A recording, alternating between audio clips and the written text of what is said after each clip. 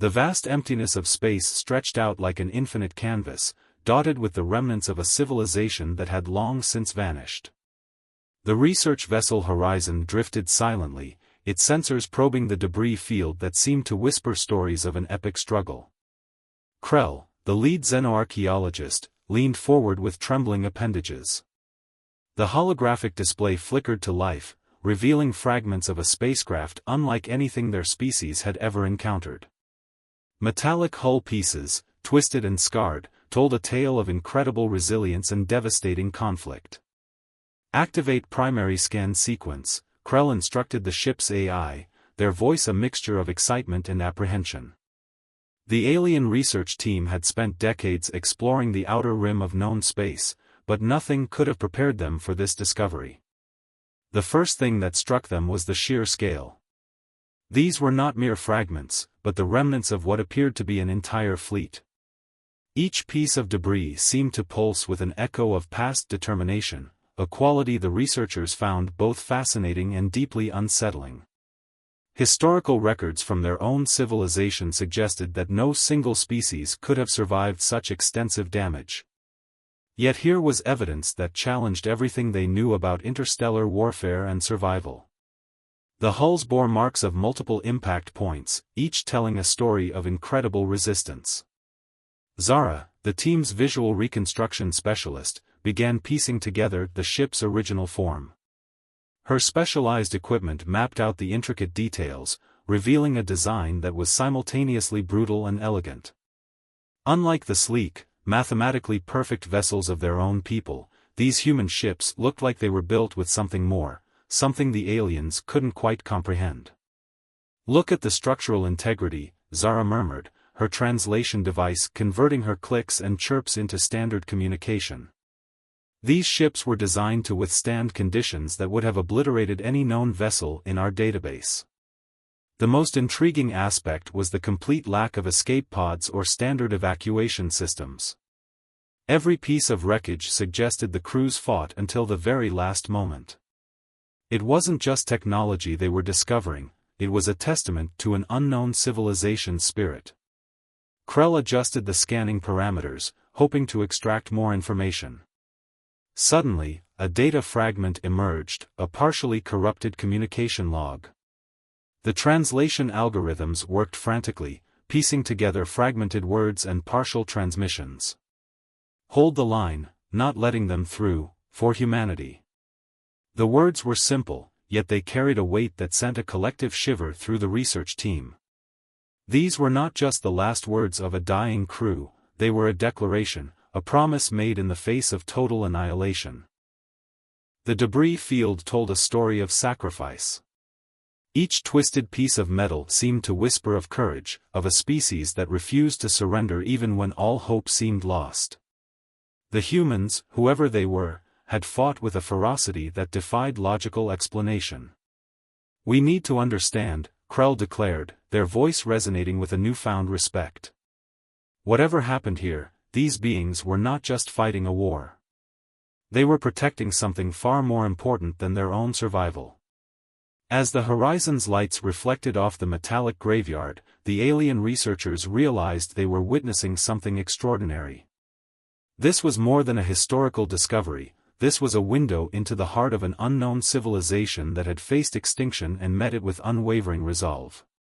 The first part of their investigation had only raised more questions. Who were these humans? What could have pushed them to fight with such desperate determination? And most importantly, what final message were these ruins trying to communicate?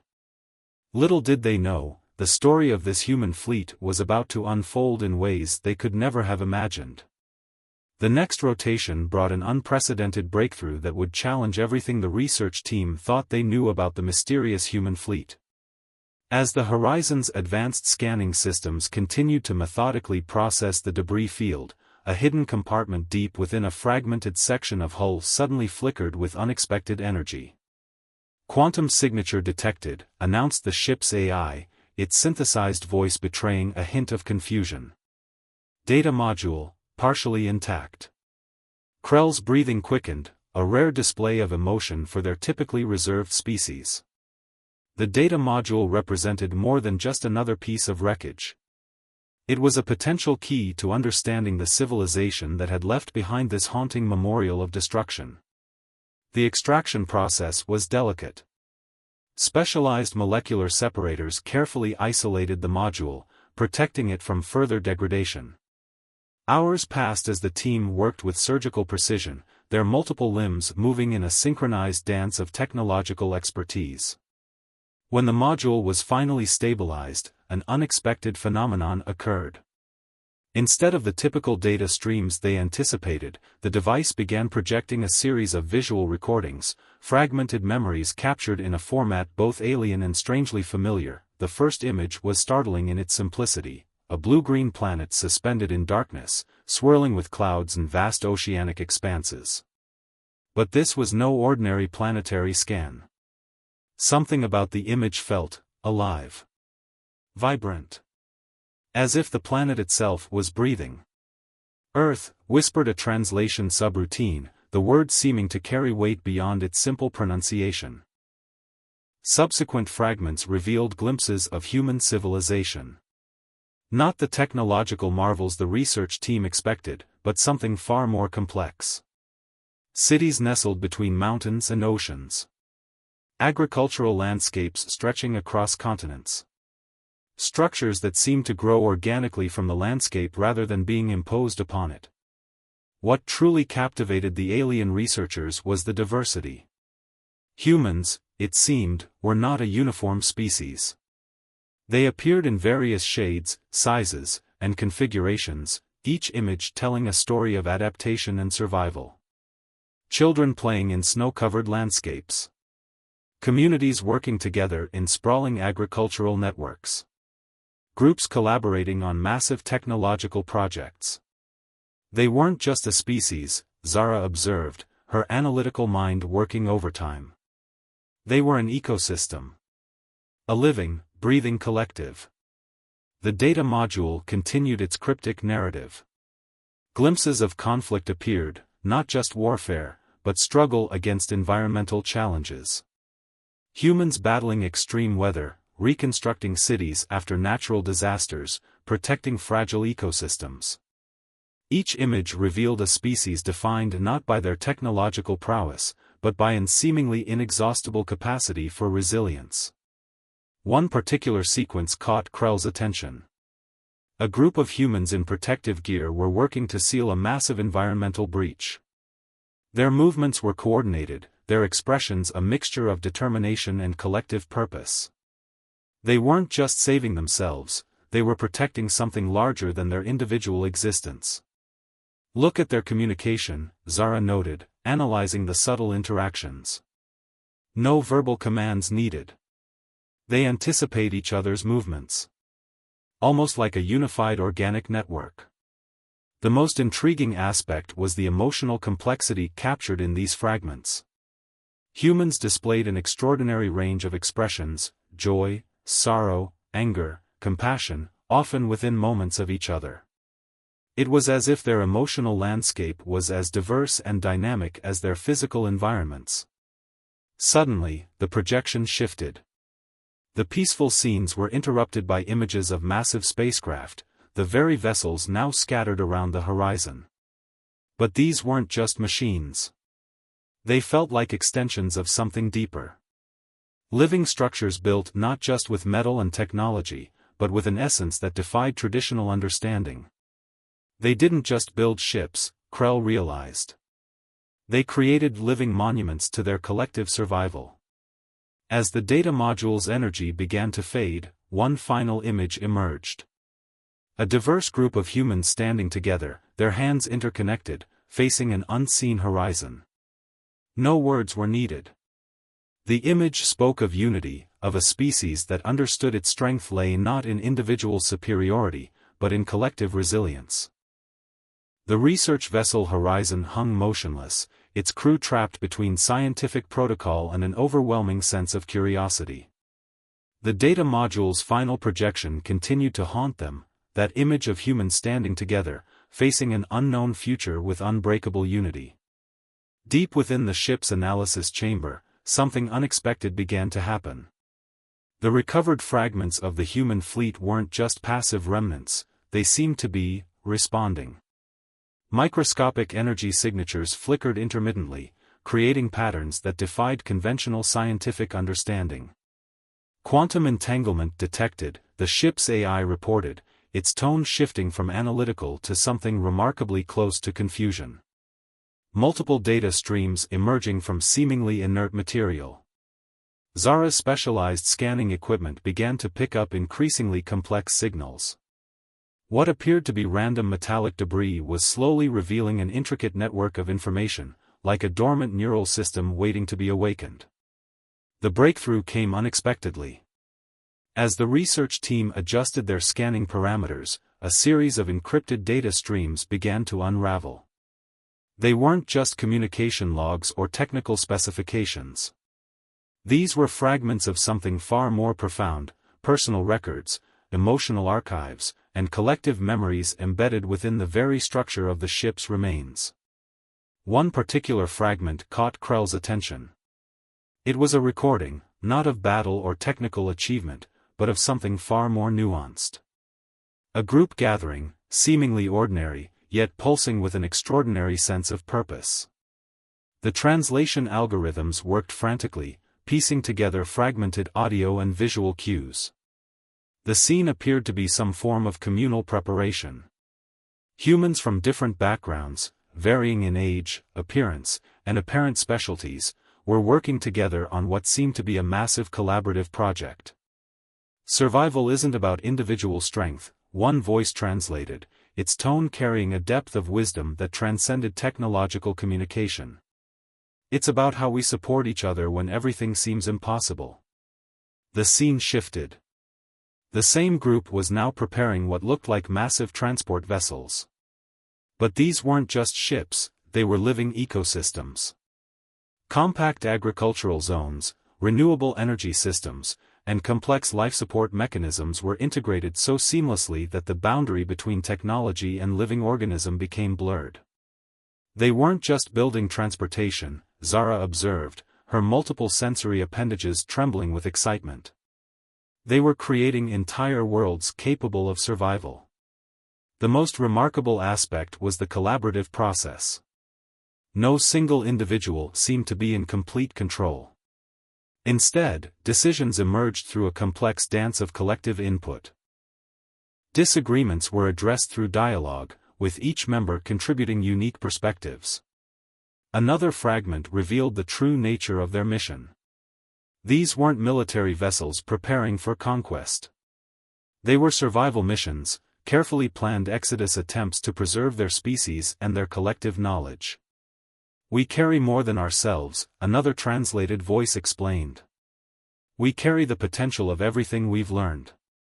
Our art, our science, our understanding of connection, these are our true legacy." The research team watched in stunned silence as the humans meticulously prepared for a journey into the absolute unknown. They weren't just planning a space migration. They were attempting to preserve the essence of their entire civilization. Intricate botanical samples were carefully preserved. Cultural artifacts, ranging from musical instruments to complex mathematical notations, were integrated into the ship's very structure. It was as if they understood that survival meant more than physical preservation. It meant maintaining the complex tapestry of their cultural and scientific achievements. "The ships are alive," Krell whispered, a revelation that challenged everything in their scientific understanding. Not in a biological sense, but as repositories of collective memory and potential. Each recovered fragment told a story of preparation, of a species facing potential extinction yet responding with an almost incomprehensible sense of hope. They weren't just preparing to survive. They were preparing to potentially restart civilization itself. The most heart-wrenching detail emerged in the final segment of the recovered data.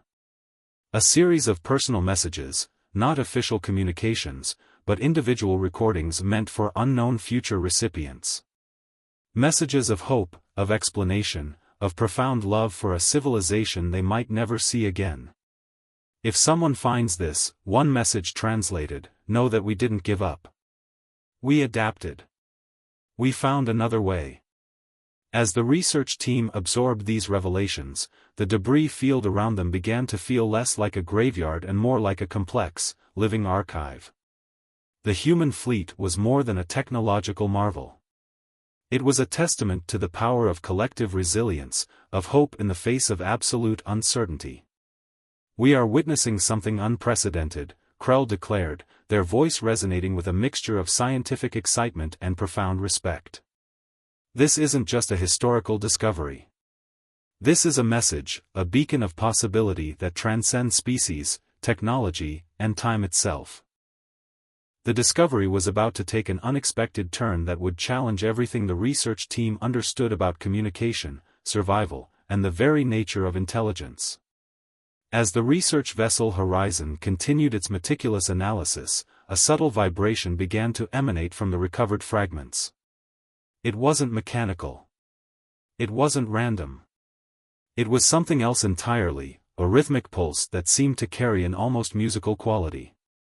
"Harmonic resonance detected," the ship's AI announced, its computational voice tinged with an unusual note of uncertainty. "Signal pattern, non-random. Potential complex communication structure." Krell's sensory appendages trembled. They had encountered many forms of communication in their extensive research, but this was different. The pulse carried a complexity that defied traditional understanding, part data transmission, part something closer to an organic rhythm. Zara initiated a specialized harmonic analysis. What appeared initially as random vibrations slowly revealed an intricate pattern. It wasn't just a signal. It was a form of memory preservation that transcended traditional data storage. The first breakthrough came unexpectedly. As they adjusted the resonance filters, fragments of what seemed to be environmental recordings emerged. Not just visual or audio data, but something more profound, sensory experiences captured at a molecular level. A forest scene materialized, not as a simple image, but as a complete sensory experience. The research team could almost feel the soft ground beneath their feet, smell the rich earthen scent, hear the complex symphony of wildlife. It was a memory so vivid that the boundaries between observation and experience began to blur. They didn't just record information, Zara realized, her voice a mixture of scientific excitement and philosophical wonder. They captured entire ecosystems. Entire moments of existence. Another fragment revealed something even more extraordinary. A memory of human collective action during what appeared to be an environmental crisis. The scene showed hundreds of individuals working together to protect a coastal region from massive environmental changes. Their movements were synchronized, their purpose unified, their determination palpable. The most striking aspect was the emotional complexity. Unlike the clinical, purpose-driven actions of most known civilizations, these humans displayed an extraordinary range of emotional responses. Fear, hope, determination, and love intertwined in a complex dance of collective survival. "Look at their communication," Krell observed. The humans weren't just using verbal or technological methods of coordination. Their body language, their subtle glances, the way they anticipated each other's movements, it was like watching a living, breathing organism rather than individual beings. The recovered fragments began to tell a story far more complex than a simple fleet migration. These were survival archives, living records of a civilization's most critical moments, preserved with an almost spiritual reverence for collective experience. One particularly intricate fragment captured something unexpected, a moment of artistic creation during what seemed to be a critical survival scenario. In the midst of preparing for a massive environmental challenge, a group of humans took time to create music. Not as a distraction, but as a form of collective emotional processing. Art isn't a luxury, one translated communication suggested. It's how we understand our experiences. How we connect. How we survive. The research team realized they were dealing with something unprecedented. These weren't just technological archives. They were emotional ecosystems, complex networks of shared experience that defied traditional understanding of information storage. Another layer of complexity emerged. The ships themselves appeared to be more than simple transportation vessels. They were living archives, designed to preserve not just physical resources, but the entire cultural and emotional landscape of human civilization. Botanical samples were preserved with the same care as scientific documents. Musical instruments were integrated alongside complex technological systems. Historical records sat alongside personal journals. Everything was connected, everything was valuable. They understood something fundamental, Krell whispered, their scientific detachment giving way to something closer to reverence. Survival isn't about preserving individual life. It's about maintaining the entire network of collective experience. As the analysis continued, the boundaries between technology, biology, and culture became increasingly blurred. The human fleet was revealing itself to be a complex, living entity, a civilization's entire essence captured in fragments of metal, memory, and emotion. The most haunting revelation came in the final segment of their analysis. Hidden within the complex data streams was a message, not just information, but a profound philosophical statement about survival, connection, and hope. We go forward, the message translated, not because we are certain of survival, but because the act of moving forward, of trying, of hoping, is itself a form of survival. Something unexpected happened as the research vessel continued its analysis. The recovered fragments began to exhibit behavior that defied every known principle of technological interaction. What had initially appeared to be passive debris started to resonate with an increasingly complex energy signature. It was as if the fragments were communicating, not just transmitting data, but engaging in a form of collective consciousness that blurred the lines between technology and living systems. Quantum entanglement increasing, the ship's AI reported, its synthesized voice betraying a note of genuine bewilderment. Data streams forming nonlinear communication patterns. Krell and Zara watched in stunned silence as the ship's scanning equipment struggled to process the emerging information. The human fleet remnants were doing something impossible. They were actively reconstructing their own history, piece by fragmented piece. The first complete sequence emerged like a dream taking shape. It was a moment of planetary crisis, not a singular event, but a complex web of interconnected challenges that threatened the entire human civilization. Environmental shifts, technological disruptions, massive population migrations, all happening simultaneously. But instead of descending into chaos, the humans did something extraordinary. They adapted. The recovered fragments revealed a civilization that didn't just react to challenges, they transformed them into opportunities for collective growth. Entire communities redesigned their living spaces. Agricultural systems were reimagined. Technology was developed not for individual advancement, but for collective survival. One particularly striking sequence showed how different human communities shared knowledge. It wasn't a simple data transfer. It was a complex emotional and intellectual exchange that resembled a living, breathing organism more than a technological process. We survive together, one translated communication suggested, or we do not survive at all. The research team realized they were witnessing something unprecedented. These weren't just survival strategies. This was a fundamental reimagining of what it meant to exist as a collective species. Technological developments were shared across cultural boundaries. Scientific breakthroughs emerged from collaborative networks that spanned entire planetary regions. When one community faced a challenge, others immediately mobilized to provide support, resources, and innovative solutions. The most remarkable aspect was the emotional intelligence embedded in their survival strategies. Technological solutions were always balanced with human empathy. Resources were distributed not just based on efficiency, but on a complex understanding of collective well-being.